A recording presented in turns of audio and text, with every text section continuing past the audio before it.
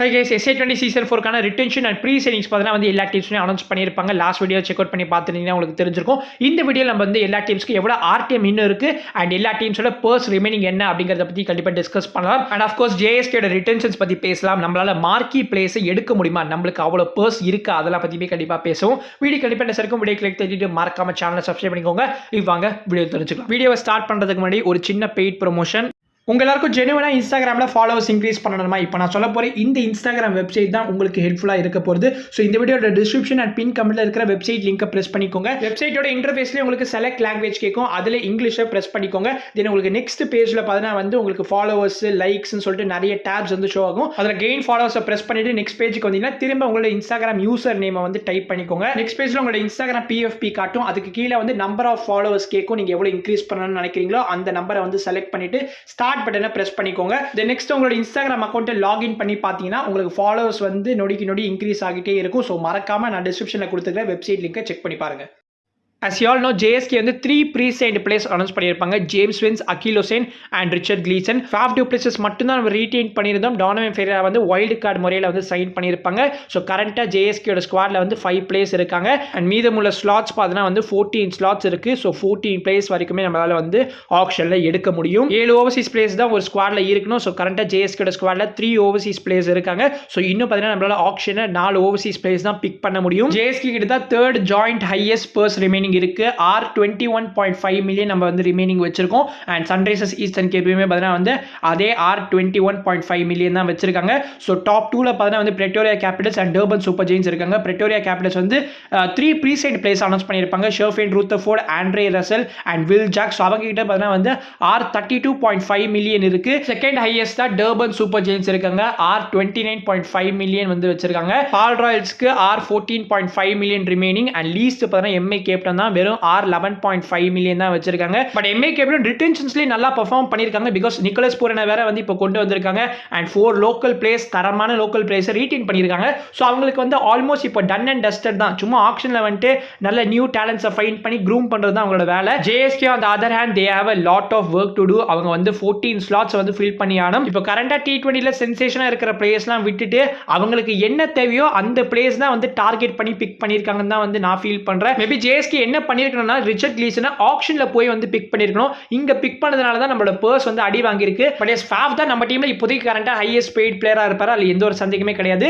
But அந்த 3 Overseas சைனிங்ஸ்க்கு பதிலா 2 Overseas சைனிங்ஸோட நிறுத்திருக்கலாம். அதுதான் என்னோட கருத்து. ஆரல்ஸ் கிளீசன் மாதிரி ஒரு ஓவர்சீஸ் பிளேயரை சைன் பண்ணாம நம்ம கிட்ட தான் நல்ல டொமஸ்டிக் ஃபாஸ்ட் பவுலர் ஸ்கோர் இருந்துச்சு இல்லையா? ஸோ ஜெரால்ட் கோஜியா இருக்கணும், ஆண்ட்ரே பர்கர் அண்ட் லிசார் வில்லியம்ஸ், இந்த மாதிரி பிளேயர்ல ஏதாவது ஒரு பிளேயர் கூட ரீடைன் பண்ணிருக்கலாம். பிகாஸ் பர்கர் அண்ட் கோஜி மாதிரி பிளேயர்ஸ்லாம் வந்து நல்ல ஹை வேல்யூ உள்ள பிளேயர்ஸ். ஸோ கண்டிப்பா பிட்டிங் வார் எக்ஸ்பெக்ட் பண்ணலாம். JSK ஆக்ஷன்ல பிக் பண்றதே கடினம் தான். அண்ட் எல்லா டீம்ஸும் எவ்வளவு RTM வச்சிருக்காங்க அப்படிங்கிற ஒரு क्वेश्चनமே கண்டிப்பா உங்க எல்லாருக்குமே இருக்கும். அதை பத்தி இப்போ நான் கிளியரா எக்ஸ்பிளைன் பண்ணிடுறேன். JSK கிட்ட 1 RTM இருக்கு. சன்ரைசர்ஸ் ஈஸ்டர்ன் கேப் கிட்டயும் 1 RTM தான் இருக்கு. டர்பன் சூப்பர் ஜெயின்ஸ் வந்து 2 RTM, Pretoria Capitals 3 RTM, MI captain and Paarl Royals கிட்ட RTM எதுவும் கிடையாது. ஏன்னா ரெண்டு டீம்ஸுமே பார்த்தீங்கன்னா வந்து அவங்களோட டொமஸ்டிக் ஸ்லாட்ஸ் வந்து ஃபுல்லா யூஸ் பண்ணிட்டாங்க. MI captain and Paarl Royals ரெண்டு டீமே பார்த்தீங்கன்னா வந்து 3 சவுத் ஆப்பிரிக்கன் பிளேயர்ஸ் வந்து ரீடைன் பண்ணிருப்பாங்க. அதனால தான் அவங்களுக்கு எந்த ஒரு RTMமே கிடையாது. JSK அண்ட் SEC கிட்ட 1 RTM தான் இருக்கு. ஏன்னா அவங்க வந்து 2 சவுத் ஆப்பிரிக்கன் பிளேயர்ஸை ரீடைன் பண்ணிருப்பாங்க. So Faf du places and Tristan stubs பார்த்தீங்கன்னா வந்து SEC ரீடைன் பண்ணிருப்பாங்க. தென் வைல்டு கார்டா அவங்களோட ப்ரீவியஸ் சீசன்ல ப்ளே பண்ண சவுத் ஆப்பிரிக்கன் பிளேயரை ரீடைன் பண்ணிருப்பாங்க. ஸோ டானோவன் ஃபெரேரா வந்து JSK பண்ணியிருந்தாங்க. அண்ட் SEC பார்த்தீங்கன்னா வந்து மார்க்கோ யான்சனை பண்ணிருப்பாங்க. DSC கிட்ட 2 RTM இருக்கு. ஏன்னா அவங்க வந்து ஹென்ரி கிளாசனை வந்து வைல்டு கார்டா அனௌன்ஸ் பண்ணிருப்பாங்க. அண்ட் வேற எந்த ஒரு சவுத் ஆப்பிரிக்கன் பிளேயரும் வந்து அவங்க ரீடைன் பண்ணல. பிரெட்டோரியா கேபிட்டல்ஸ் கிட்ட 3 RTM அப்படியே இருக்கு. பிகாஸ் அவங்க எந்த ஒரு சவுத் ஆப்பிரிக்கன் பிளேயரும் பார்த்தீங்கன்னா வந்து ரீடைனோ ப்ரீசைனோ பண்ணல. இது சவுத் ஆப்பிரிக்கன் பிளேயர்ஸை ப்ரீசைன் பண்ண முடியுமா அப்படின்னு தானே கேட்குறீங்க. அதுக்கு தான் இப்போ நான் வரேன். டெவால் பிரிஸ் டு JSK வந்து கன்ஃபார்ம் அப்படின்னு வந்து நிறைய பேர் ட்விட்டர்ல சொல்லிட்டு இருந்தாங்க. எல்லாமே அன்வெரிஃபைட் அக்கௌண்ட்ஸ் தான். அதனால தான் இந்த பிரச்சனையே. ஸோ அதை நம்பி வந்து நிறைய ஃபேன்ஸ் வந்து ஓகேப்பா டெவால் பிரிஸ் வரப்போறான்ற ஒரு கான்ஃபிடன்ஸ்ல இருந்தாங்க. ஸோ அவர் வரலன்னு தெரிஞ்சோடனே வந்து நிறைய பேர் வந்து சும்மாவே வந்து ஹேட் ஸ்ப்ரெட் பண்ண ஆரம்பிச்சாங்க. ரூல்ஸ் படி பார்த்தீங்கன்னா உங்களால் ஓவர்சீஸ் பிளேயர் தான் வந்து ப்ரீ சைன் பண்ணிக்க முடியும். ஆனால் சவுத் ஆப்பிரிக்கன் பிளேயரை ப்ரீ சைன் பண்ண முடியாது. பிகாஸ் அவங்க எல்லாருமே வந்து ஆக்ஷனுக்கு தான் போகணும் அப்படிங்கிற ரூல் இருக்கு. அப்படி சவுத் ஆப்பிரிக்கா பிளேயர்ஸ் உங்களால் ப்ரீ சைன் பண்ணிக்க முடியும்னா Victoria Capitals at least one South African பிளேயரையாவது ப்ரீ சைன் பண்ணிருக்கணும் இல்லையா? ஆனால் அவங்க எந்த ஒரு சவுத் ஆப்பிரிக்கன் பிளேயரையும் ப்ரீ சைன் பண்ணல.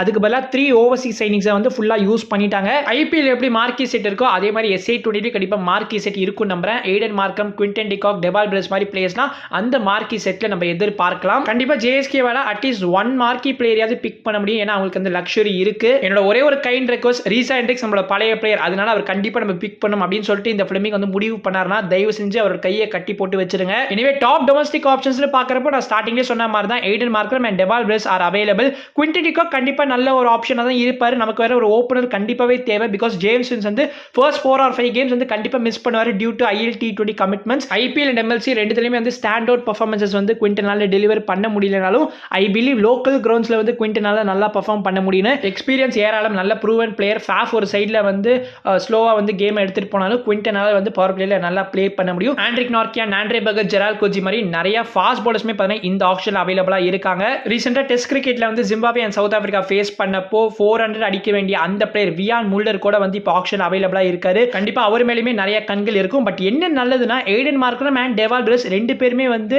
ஹை பிரைஸ் தான் போவாங்க. ஸோ பர்ஸ் அதிகமா இருக்கிற டீம்ஸ் தான் கண்டிப்பா டார்கெட் பண்ண போறாங்க. அதனால பர்ஸ் அதிகமா இருக்கிற டீம்ஸ் வந்து அவங்கள பிக் பண்ணாங்கன்னா கண்டிப்பா ஆட்டோமேட்டிக்கா அவங்களோட பர்ஸ் கம்மியாகிடும். ஸோ வியான் முல்லர் வந்து கண்டிப்பா ஜேஎஸ்கேவால பிக் பண்ண முடியும். இன்கேஸ் வெயிட் பண்ணி பொறுமையா பிக் பண்ணாங்கன்னா காலங்காலமா ப்ளே பண்ணிட்டு இருக்கிற டேவிட் விசி அவர் கூட வந்து ஆப்ஷன்ல அவைலபிளா இருக்காரு. ஸோ அவர் வந்து ஜேஎஸ்கேலையுமே வந்து பார்ட்டா இருந்திருக்காரு. ஸோ பார்க்கலாம் அவர் எந்த டீம் வந்து பிக் பண்றாங்கன்னு. எய்டன் மார்க்கம், பிரெவிஸை தாண்டி Delano Potgieter is a player to watch out for. So last சீசன்ல வந்து MA கேப்டனுக்காக ப்ளே பண்ணியிருப்பாரு. 12 மேட்சஸ் ப்ளே பண்ணி அதுல 6 விக்கெட்ஸ் எடுத்திருந்தாரு அண்ட் 172 ரன்ஸுமே ஸ்கோர் பண்ணியிருப்பாரு. எவ்வளோக்கு எவ்வளோ ஜேஎஸ்கே வந்து நல்ல டொமஸ்டிக் கோரை வந்து செட் பண்றாங்களோ அதை பொறுத்து தான் வந்து ஜேஎஸ்கேயோட கப் வின்னிங் சான்சஸ் இருக்கு. Except for Akeal Hosein, I don't have high hopes for James Vince and Richard Gleeson. SA20 ஆப்ஷன்ல எந்தெந்த ஓவர்சீஸ் பிளேஸ் வந்து ஹை வேல்யூ பிளேஸ் இருக்காங்க அப்படிங்கறத பத்தி கண்டிப்பா நம்ம கொஞ்ச நாட்கள் கழிச்சு டிஸ்கஸ் பண்ணலாம். எனிவே கைஸ், நீங்க என்ன ஃபீல் பண்றீங்க? SA20 ஆப்ஷன்ல ஜேஎஸ்கே எந்தெந்த லோக்கல் டேலண்ட்ஸ் சைன் பண்ணா நீங்க ஹாப்பியா இருப்பீங்க அப்படிங்கறத பத்தி கண்டிப்பா கமெண்ட்ஸ்ல ஷேர் பண்ணிட்டு போங்க. நான் உங்களை நெக்ஸ்ட் வீடியோ சந்திக்கிறேன். அது வரைக்கும் பீஷியஸ், பை.